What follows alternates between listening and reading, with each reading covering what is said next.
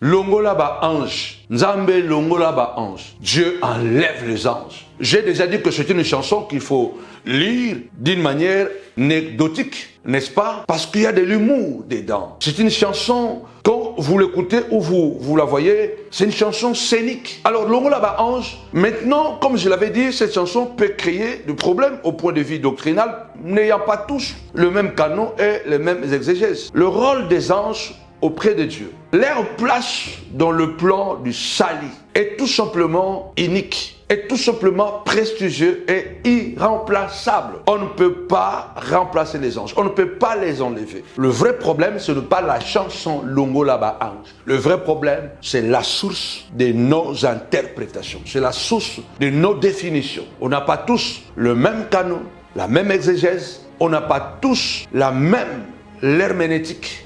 Et toute cette confusion crée le flottement dans l'interprétation de la parole de Dieu, dans la prédication, dans les enseignements. Vous allez remarquer que dans les églises aujourd'hui, il y a beaucoup de sophistes. Il y a les sophismes aujourd'hui dans l'église. Et le sophisme, c'est l'art de l'argumenter, n'est-ce pas? Parler avec l'intention de tromper l'auditoire. Ça veut dire que quelqu'un qui pratique le sophisme, c'est quelqu'un qui parle, mais avec des arguments lourds, convaincants, des choses fortes, vraiment de la vraie rhétorique, mais ayant vraiment l'intention de tromper l'auditoire. Ce sont les anges, en réalité, qui vont d'abord nous juger. Ce sont les anges qui seront là pour dire que toi, va à gauche, toi, va à droite.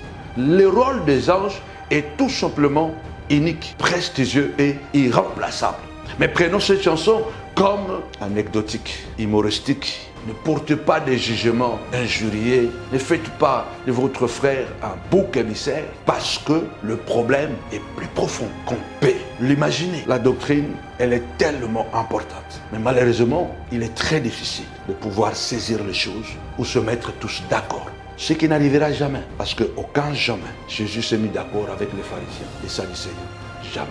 Ou les zélotes, il y a toujours cette contradiction. Cela ne l'a pas empêché de remplir sa mission. Les pharisiens et les sadducéens même n'avaient pas la même doctrine. Ils avaient la même Bible, ils avaient la même Torah, mais ils n'avaient pas la même doctrine. Les autres croyaient aux anges, les autres ne croyaient même pas que les anges existaient. Les autres croyaient qu'il y a la résurrection, les autres croyaient qu'il n'y a pas la résurrection. Mais ils ont continué ensemble. D'ailleurs, quand il fallait tuer Jésus, ils se sont mis ensemble. Alors, quand il faut adorer Jésus, quand il faut élever Jésus, mettons-nous ensemble. Oublions les divergences. Shalom, c'était votre frère, Samuel Pense. Bye.